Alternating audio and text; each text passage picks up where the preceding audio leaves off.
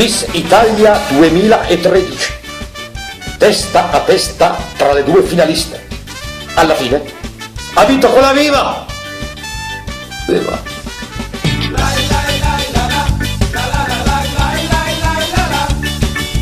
In Francia, primo divorzio gay tra due donne.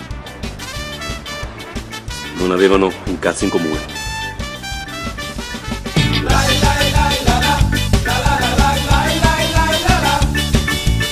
Firenze, arrestato il cinese che aveva dato fuoco alla moglie. Giallo risolto!